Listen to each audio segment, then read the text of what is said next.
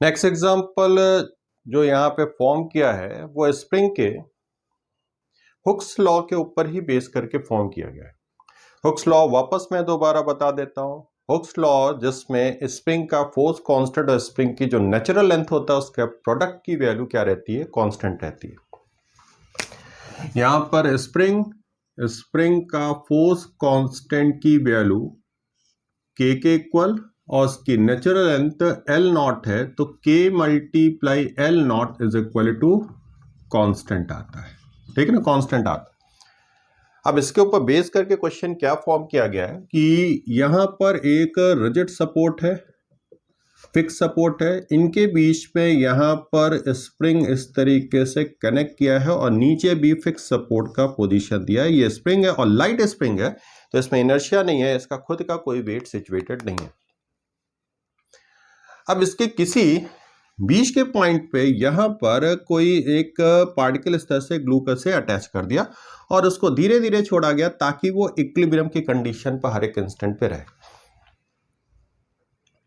तो इस स्प्रिंग के जो या फिर इस पार्टिकल का जो डिस्प्लेसमेंट होगा, ठीक है ना, इस पार्टिकल का जो डिस्प्लेसमेंट होगा to gain equilibrium position gain करने के लिए जो उसका डिस्प्लेसमेंट होगा, और साथ साथ में जिस पोजीशन पे इसको ग्लू किया जा रहा है, जिस पोजीशन पे इसको अटैच किया जा रहा है, उसके एक्स के रिस्पेक्ट में इसका ग्राफ खींचना। मतलब वाई एक्सिस पे और एक्स एक्सिस पे रिप्रेजेंटेशन में एक्स वो पोजीशन है जहां पे पार्टिकल को इसके साथ अटैच किया जा रहा है टॉप मोस्ट पॉइंट से, और Y is a displacement of the particle for gaining equilibrium position.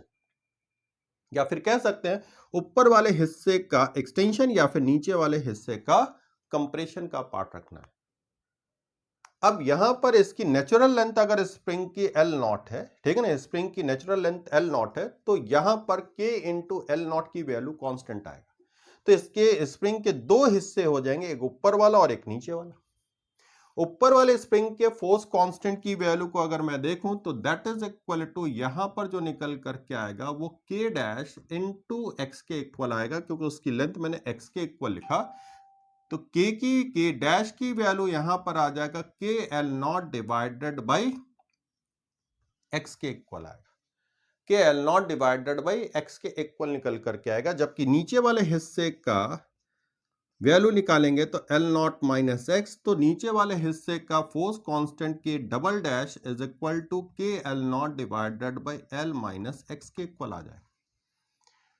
अब यह जब इस पॉइंट से स्लाइटली डिस्प्लेस होगा, इस पर्टिकुलर पॉइंट से डिस्प्लेस होगा, तो ऊपर वाला स्प्रिंग एक्सटेंड होगा, नीचे वाला स्प्रिंग कंप्रेस्ड होगा, तो ऊपर वाला स्प्रिंग इसके ऊपर फोर्स लगाएगा के डैश दैट इज के L not divided by x into displacement y के इक्वल आएगा, प्लस नीचे वाला स्प्रिंग कंप्रेस होगा तो ऊपर पुश करेगा, तो वो आ जाएगा K L not divided by L minus X into Y के इक्वल आएगा। दैट इज इक्वल टू इसका वेट आना चाहिए mg। ठीक है, दैट इज इक्वल टू इसका वेट आना चाहिए mg के इक्वल निकल करके आना चाहिए।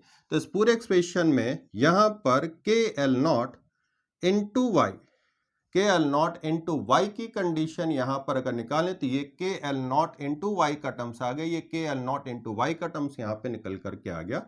इस पूरे एक्सप्रेशन में यहां पे 1 by X plus 1 upon L minus X is equal to mg के इक्वल निकल करके आ रहा है।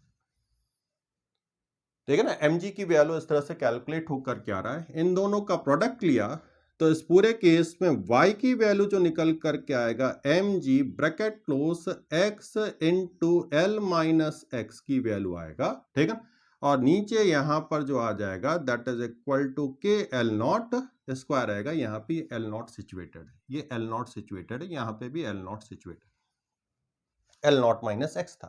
ठीक है, ये फंक्शन के बारे में हमें सोचना है कि ये फंक्शन किस तरीके से यहां पर चेंज हो रहा है। ठीक है ना, ये फंक्शन की वैल्यू किस तरीके से चेंज हो रहा है, उसकी वैल्यू के बारे में ही इंफॉर्मेशन करना है, तो उसे हम डिफरेंशिएट कर देते हैं। यहां पर अगर मैं dy डिवाइडेड बाई dx की वैल्यू को चेक करता हूं तो dy डिवाइडेड बाई dx की वैल्यू mg डिवाइडेड बाई के L not square bracket close L into यहाँ पे L नॉट है, तो L नॉट इंटू एक्स का डिफरेंशिएशन L नॉट आएगा, ठीक है। और ये एक्स स्क्वायर है तो उसका डिफरेंशिएशन -2x आएगा, that is equal to 0, x is equal to L not divided by 2 आया। और फर्दर डिफरेंशिएट कर देते हैं, फर्दर डिफरेंशिएट करेंगे अगर इस पूरे पार्ट पे, इस पूरे कंडीशन पे इसका फर्दर डिफरेंशिएशन कर देंगे तो d2y डिवाइडेड बाई dx2 की वैल्यू यहां पर जा जाएगी mg divided by k L not square, -2 की कंडीशन निकल कर क्या आ रहा है, ये लेस देन 0 आ रहा है, मतलब मैक्सिमा की ओर जा रहा है।